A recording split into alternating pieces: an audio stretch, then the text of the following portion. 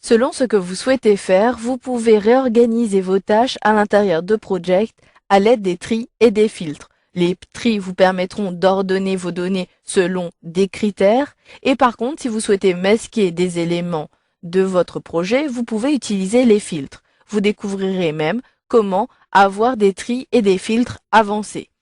Pour commencer, par défaut, vous avez un affichage par tri croissant et ce, à l'aide du champ numérotation hiérarchique.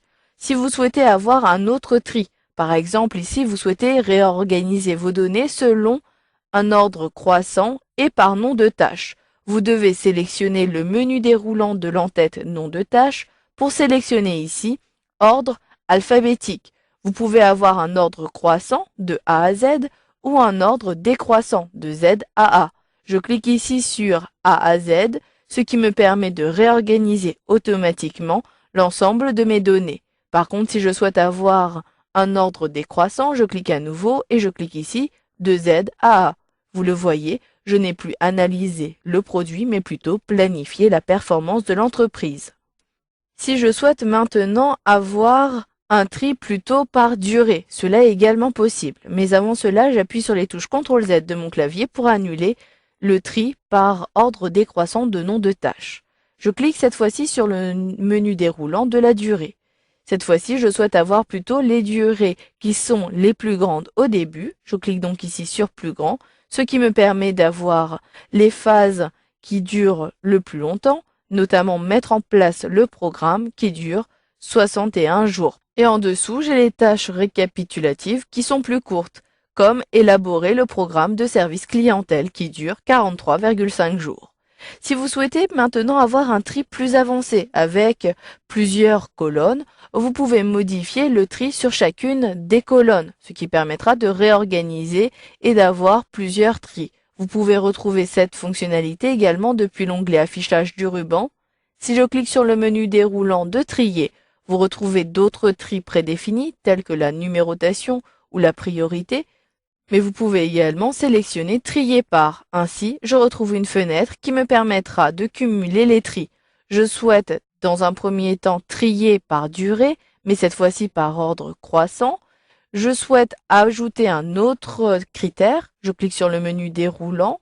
Je choisis plutôt le pourcentage de travail achevé. Je souhaite avoir un pourcentage par ordre croissant. Si vous souhaitez cumuler d'autres éléments, cliquez sur le troisième menu déroulant afin d'ajouter votre tri, faites votre choix et en dessous modifiez les options. Vous pouvez décider d'avoir une renumérotation permanente de vos tâches et ici conserver la structure hiérarchique, ce qui vous permettra de restaurer votre projet au format d'origine. Dans la zone de droite, vous pouvez annuler ces tris et rétablir l'ordre initial en cliquant sur rétablir. Vous pouvez annuler ou appliquer ici le tri cumulé. Je clique donc sur trier et ainsi j'ai un tri un peu plus avancé avec des tâches qui sont regroupées et triées par durée, durée croissante. Et ensuite, j'ai ici les tâches qui sont triées par pourcentage de travail achevé. Dans un autre cas, vous pouvez uniquement afficher les éléments que vous souhaitez avoir pour votre projet, si vous souhaitez identifier rapidement les éléments qui ne sont pas terminés, toutes les tâches qui sont en retard. Vous pouvez appliquer des filtres. Dans ce cas, vous pouvez décider depuis le menu déroulant d'une colonne de cocher ou de décocher des éléments.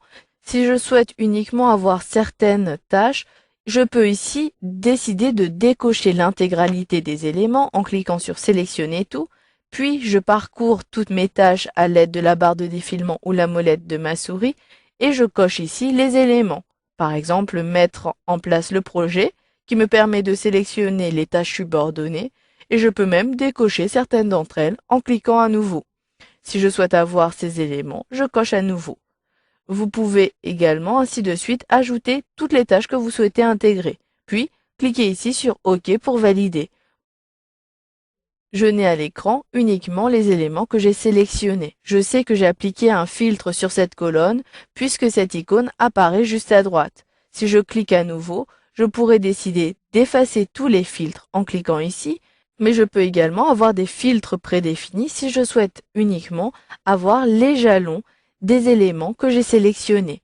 Je clique ici, puis je sélectionne à nouveau jalons. Ainsi, j'ai uniquement les jalons qui apparaissent dans la liste. Comme pour les tris, vous pouvez cumuler les filtres en sélectionnant des filtres sur chacune des entêtes que vous souhaitez. Et vous pouvez même par la suite les supprimer à nouveau, toujours en cliquant sur effacer tous les filtres sur chacune des colonnes sur lesquelles vous avez appliqué des filtres. Et vous pouvez également retrouver ces filtres depuis le menu déroulant des filtres dans l'onglet affichage du ruban. Ainsi, je pourrais sélectionner soit un filtre prédéfini, je pourrais décider également d'avoir de nouveaux filtres, d'autres filtres qui ne figurent pas ici, ou d'afficher un filtre automatique. Ici, je sélectionne bien aucun filtre. Voilà, vous avez vu dans cette formation comment trier vos données afin de les ordonner, et vous avez vu comment filtrer ces mêmes données afin de masquer les éléments dont vous n'avez plus besoin. Lorsque vous ajoutez des informations sur vos tâches, ces informations n'apparaissent pas forcément en intégralité dans le tableau du diagramme de Gantt. Vous pouvez les ajouter en utilisant les colonnes, mais cela n'est pas forcément pratique et si vous souhaitez aller vite, vous pouvez utiliser un autre mode d'affichage. Vous pourrez ainsi utiliser les tables afin de réorganiser vos tâches. Une table est en réalité un ensemble de colonnes qui vont vous permettre d'afficher des éléments, donc des informations, selon une thématique. Il existe une table des coûts, une table des entrées, et à chaque fois que vous sélectionnez une table, votre tableau se réorganise de façon à avoir uniquement des colonnes dédiées aux coûts ou dédiées aux tâches. Je sélectionne donc l'onglet Affichage du ruban, puis vous avez ici la rubrique des tables. Si je sélectionne le menu, effectivement, j'ai bien une rubrique ici coûts, des tables entrée, prévision, vous avez même une table prédéfinie suivi, les liens hypertextes et de travail.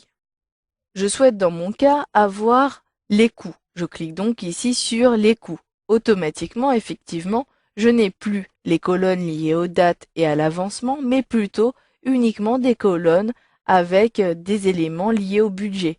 J'ai ici les coûts fixes, le coût total, les coûts liés au planning de référence et même la variation avec d'autres éléments.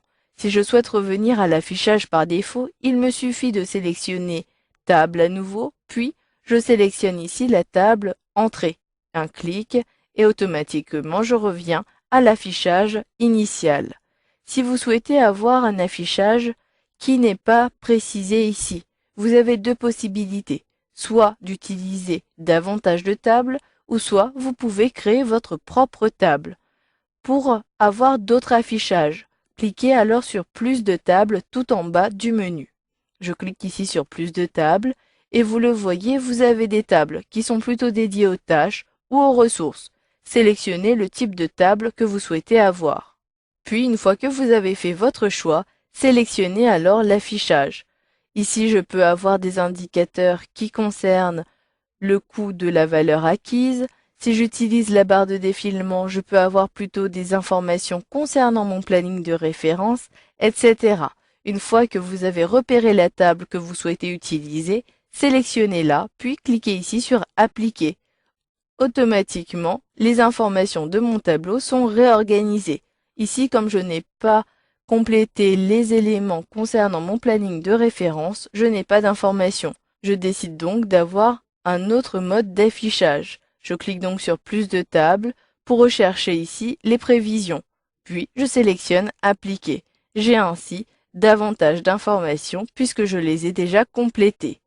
Maintenant, si je souhaite avoir une table personnalisée, il me suffit de la créer toujours depuis le mode de vue plus de tables. Je clique donc sur plus de tables et à partir de cette fenêtre, vous pouvez gérer les tables et vous pouvez également créer. Je clique donc sur Créer. Une nouvelle fenêtre apparaît.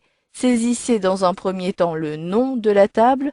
Il s'agit pour ma part d'une table épurée avec uniquement le nom de ma tâche et je souhaite également avoir le coût lié à la tâche. Il s'agit donc de la table Coût des tâches. Une fois que j'ai renommé ma table, il me suffit d'ajouter tous les champs de colonnes. Je souhaite avoir dans un premier temps le champ nom. Je clique sur le menu déroulant, je retrouve tous les champs à ma disposition dans Project. Je saisis même le N pour retrouver tous les champs qui débutent et qui commencent par la lettre N. Je clique ici sur le nom. Vous pouvez modifier le comportement et l'affichage des champs à l'intérieur de la vue du diagramme de Gantt. En dessous, ajouter les autres colonnes. Je clique ici et je souhaite avoir le pourcentage de travail achevé. Je clique donc sur pourcentage. En dessous, je souhaite avoir également le coût. Je saisis donc ici le coût, je peux rechercher ce coût, et ainsi de suite. Pour l'instant, je garde le format de date par défaut. Je souhaite bien verrouiller la première colonne. Si vous souhaitez automatiquement ajuster la hauteur des lignes des en-têtes de colonne, cochez ici cette ligne. Puis, vous pouvez même décider d'afficher l'interface qui vous permet d'ajouter une colonne. Ensuite, sélectionnez ici OK pour valider. Avant cela, si vous souhaitez par la suite retrouver plus facilement votre nouvelle table, cliquez ici sur Visible dans le menu. Puis, cliquez ici sur OK pour valider. Ma table apparaît ici, je clique sur Appliquer et automatiquement j'ai la vue. Comme ma colonne est trop petite, je n'arrive pas à lire les coûts. Je déplace alors vers la droite. Si vous souhaitez avoir également l'affichage de votre nom de tâche, décalez ici la largeur de la colonne. Je peux même réduire la taille du diagramme de Gantt comme cela. Vous le voyez, ici mon affichage a bien été personnalisé en fonction de la table que j'ai créée. Cette table apparaît même ici, coût des tâches. Vous pouvez à tout moment sélectionner une autre table depuis le menu et vous pourrez retrouver votre table personnalisée ici ou dans la vue plus de tables. Voilà, vous avez vu dans cette formation comment réorganiser vos tâches avec les tables qui vous permettront d'avoir un ensemble de colonnes vous permettant d'avoir des informations plutôt liées à une catégorie de type de données. Voilà, vous avez vu dans cette formation comment réorganiser les tâches de votre projet avec les tables qui vous ont permis d'avoir un ensemble de colonnes pour avoir une meilleure vue sur une thématique ou une problématique et même une catégorie de données.